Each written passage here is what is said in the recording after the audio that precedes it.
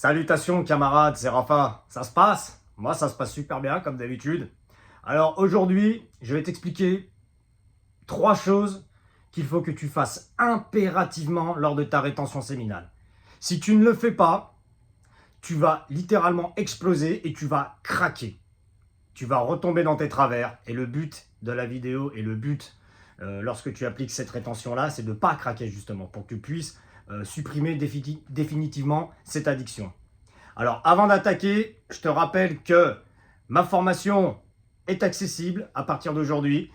À partir de ça fait déjà une semaine maintenant. Hein, je suis déjà en train de faire de l'accompagnement et ça se passe très très bien. Donc, je t'invite à prendre contact avec moi, soit par Instagram en me donnant un DM, ou alors tu m'envoies un mail sur rafavanreal@gmail.com. D'accord? Allez, on attaque. Alors, la première chose que tu dois faire impérativement lors de ta rétention, c'est pratiquer du sport. Pourquoi faire du sport? Tout simplement parce que il faut savoir que, pas tout de suite, tu n'auras peut-être pas l'énergie nécessaire la première semaine, tu seras peut-être dans une lutte intérieure où ton cerveau va t'envoyer constamment des alertes en disant vas-y, je veux ma dose de dopamine, tout ça. À un moment donné, ça va quand même se stagner, mais comme je l'ai expliqué en tout début de vidéo, si tu ne fais absolument rien, genre tu rentres chez toi, tu te poses sur le canapé, tu vas péter un plomb, tu vas craquer, c'est obligatoire. Donc pourquoi la pratique du sport? Déjà d'une, parce que ça va te permettre déjà de penser à autre chose, premièrement. Tu seras tu auras énormément d'énergie, donc il faut impérativement que cette énergie-là, tu la transmutes. Donc il n'y a pas meilleur moyen de transmuter une énergie dans la pratique du sport. Et ça peut être n'importe quel sport. Alors, si tu n'es pas quelqu'un qui a pratiqué du sport depuis toujours, la base, le minimum pour moi, c'est d'aller à la salle de muscu. C'est obligatoire. L'avantage de la salle de muscu, tu as quoi? Tu as des appareils de cardio, tu peux pousser de la fonte, tu peux faire des cours collectifs pour faire du gainage par exemple, tu as même des salles maintenant qui proposent des sports de combat, tout ça. Mais voilà, la base, c'est au moins d'aller à la salle 4 fois par semaine, au minimum. Enfin, pour ceux qui peuvent faire plus, faites plus. Si vous faites moins, moi je dis que 3 jours par semaine, c'est bien. Un jour sur 2, c'est déjà très bien, tu vois. Et ça va permettre justement, donc, comme je l'ai expliqué, de transmuter cette énergie, parce que tu vas avoir une énergie débordante en rétention séminale, tu vas avoir une énergie de dingue. Donc, pour pouvoir transmuter et comment je pourrais dire ça? Ouais, transmuter ton énergie, rien de tel que la pratique du sport. Je privilégie même les sports de combat, mais je ferai un point, j'en parlerai plus dans le 3e point, vous allez comprendre pourquoi. Donc impérativement, il faut que tu pratiques du sport. Faut pas que tu restes chez toi à rien faire. C'est pas possible ça, sinon c'est juste inenvisageable.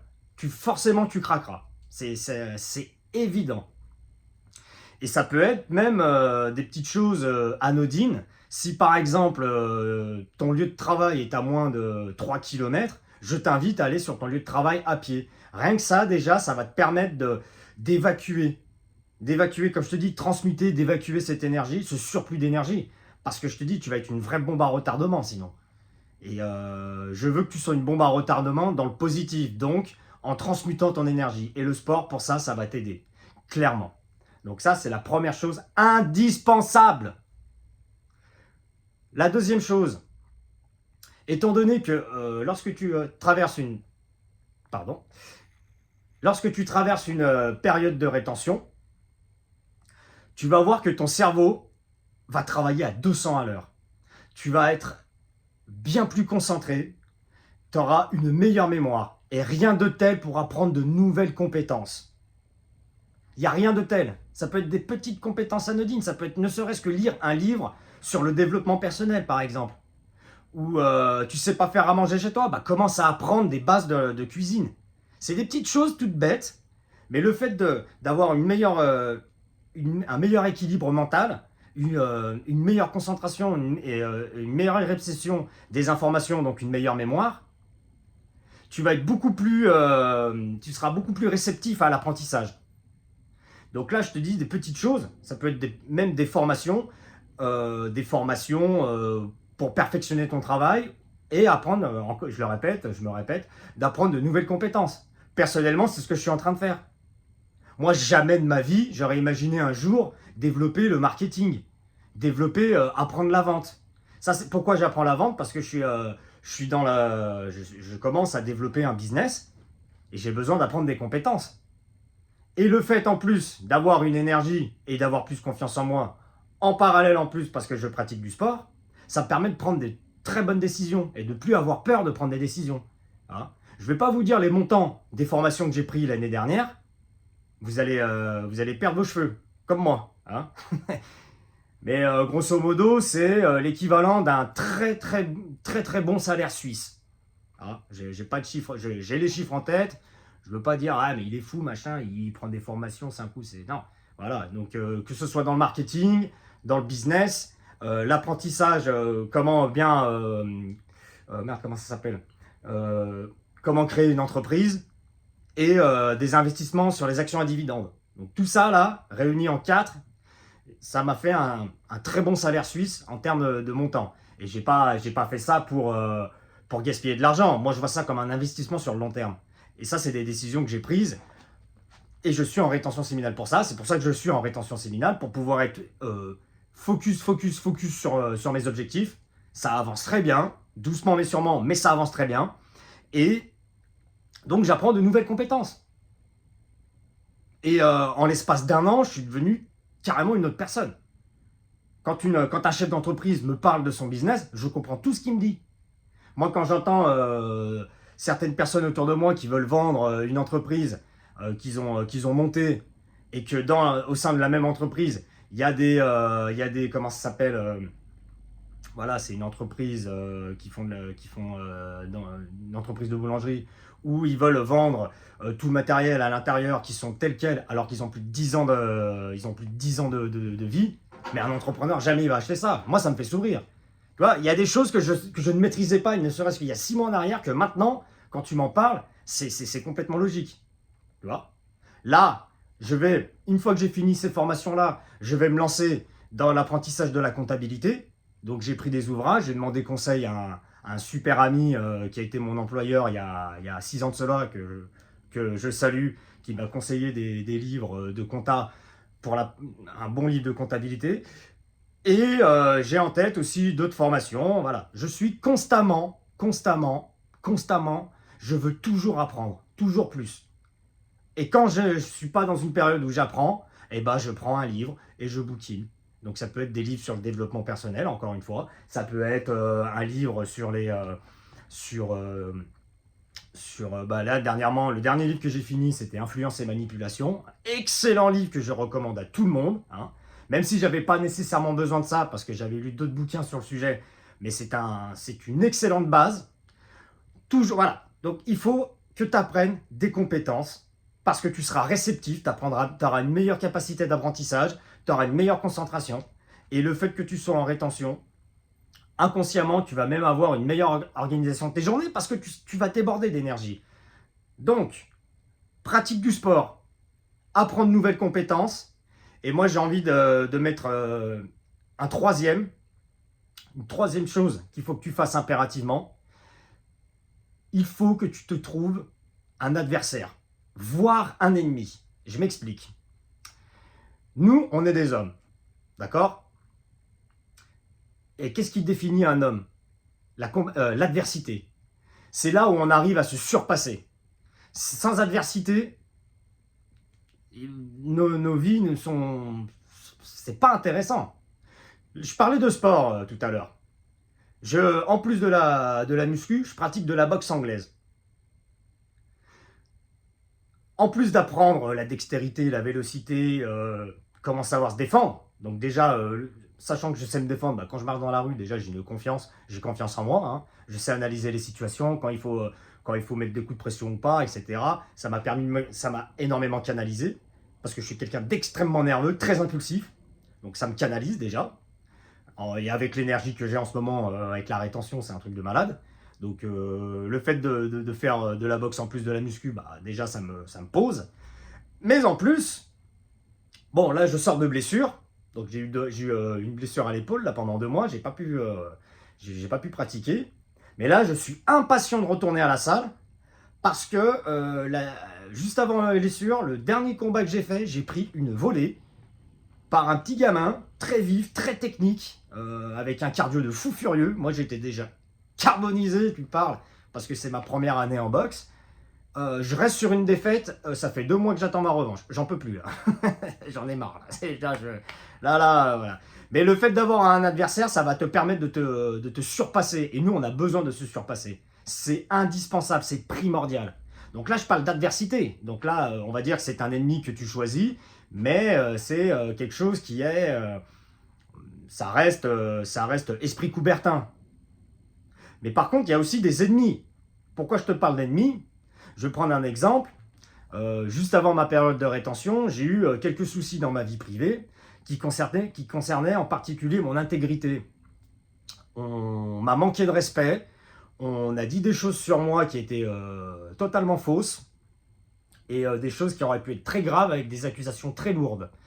Et quand j'ai vu que cette personne-là, en réalité, c'était un soi-disant ami à moi, quelqu'un qui m'a jalousé parce que cette personne travaille de l'autre côté de la frontière, hein, je le répète, moi j'habite pas loin de la frontière suisse, j'habite à 20 km de Genève, je travaille en France, je suis salarié français, mais j'ai une activité salariée qu'on peut dire à ce niveau qui est plutôt intéressant en comparaison des salariés suisses qui eux ont peut-être le double de mon salaire brut, voire triple de mon salaire brut, mais qui, le fait de faire de la route, le fait d'aller travailler de l'autre côté, donc de prendre son véhicule, donc tu en as pour 40-45 minutes, les frais d'essence, et puis la CMU, les impôts que tu payes en France et en Suisse.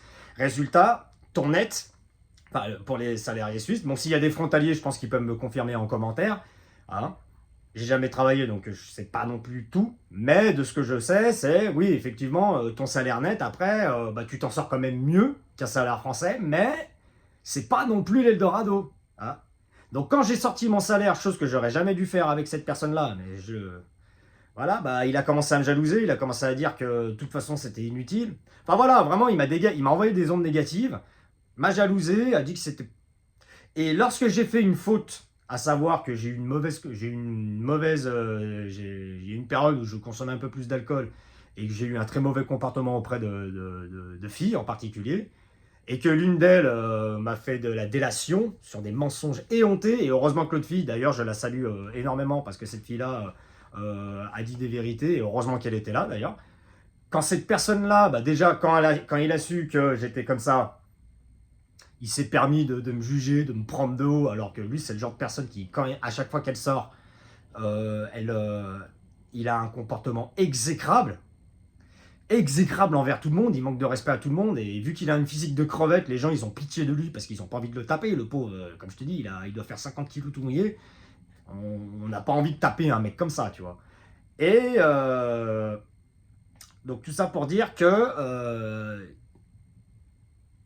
lorsque j'ai su qu'en réalité c'était uniquement pour me nuire, j'ai littéralement pété un plomb.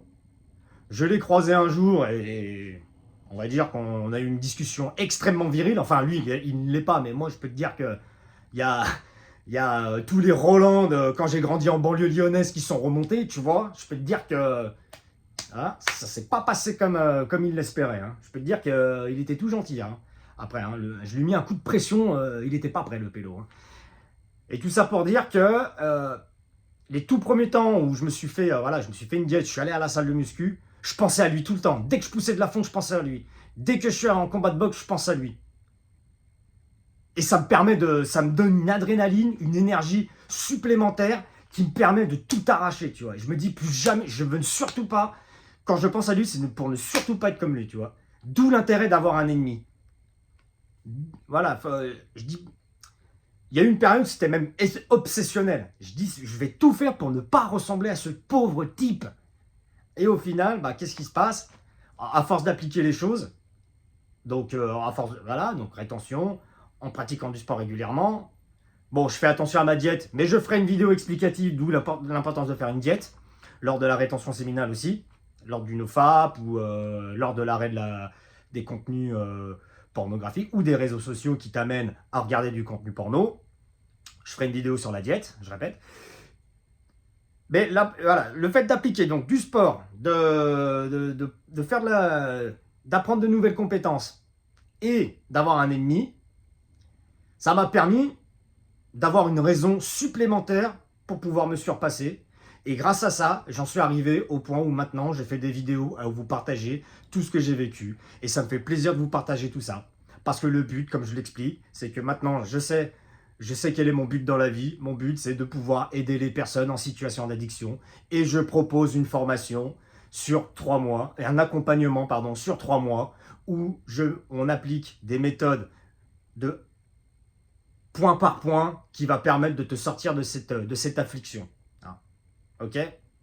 Et je vais ajouter une petite situation, peut-être un 4e point, enfin un bonus, hein, qui est en rapport avec le 2e point, donc à savoir apprendre de nouvelles compétences. Je vais t'expliquer qu'il fallait lire des livres, etc. En plus, il est important que tu prennes le temps de faire un peu de méditation. C'est-à-dire de prendre 10 minutes par jour à te poser dans le calme le plus absolu et de pouvoir souffler, te détendre. Après, chacun ses formes de méditation. Moi, j'ai une méditation en particulier, donc on peut mettre ça sur la case du sport, mais on peut mettre ça sur la case de la méditation. Je suis quelqu'un qui pratique de la randonnée. J'habite dans un pays de montagne. Je pratique la randonnée, je vais à pied au travail. J'en profite quand c'est des périodes où, pour la marche à pied, pour me rendre sur mon lieu de travail. Alors, quand c'est à 13h, par exemple, lorsque je m'y rends, je pars chez moi à midi. Bon, là, il y a de la circulation. La méditation, ça va être un peu compliqué. Mais lorsque je commence à 5h du matin, je pars chez moi à 4h. Je prends le temps de marcher. Hein, et je profite du calme absolu pour refaire un point. Qu'est-ce que j'ai pas fait de bien pendant une semaine? Qu'est-ce que j'ai fait de bien? Voilà, j'en profite pour... Voilà, c'est une forme de méditation. Chacun sa forme de méditation. Fut intense. J'avais un abonnement à la piscine locale où il y a un sauna et un hammam. Passer un temps, bah, ça a été ça. Hein. Une séance de sauna, de hammam et de jacuzzi. Pendant 30-40 minutes, je me détendais. Donc, essayez de trouver le temps. Et vous avez toujours le temps pour ça. Hein. Vous avez toujours 5-10 minutes où tu arrives, tu te prends, tu te poses et tu te calmes, tu réfléchis, tu cogites à ce que tu peux faire, qu'est-ce que tu peux faire mieux dans ta vie, voilà. Faire le point, vraiment, faire une pointe de méditation, tu vas voir, ça va te faire énormément de bien. Et beaucoup de gens négligent ça et c'est fort dommage parce que ça peut réellement aider. Voilà, j'espère que cette vidéo t'a plu. N'hésite pas à t'abonner à ma chaîne, à activer la clochette. Si tu aimes la vidéo, tu mets un j'aime. Si tu ne l'aimes pas, tu mets un j'aime pas. Si tu veux en discuter, débattre dans l'espace commentaire, c'est avec grand plaisir, que ça te plaise ou non, que tu sois d'accord ou non. Si j'ai le temps de répondre, je peux t'écrire ou voire même faire des vidéos explicatives.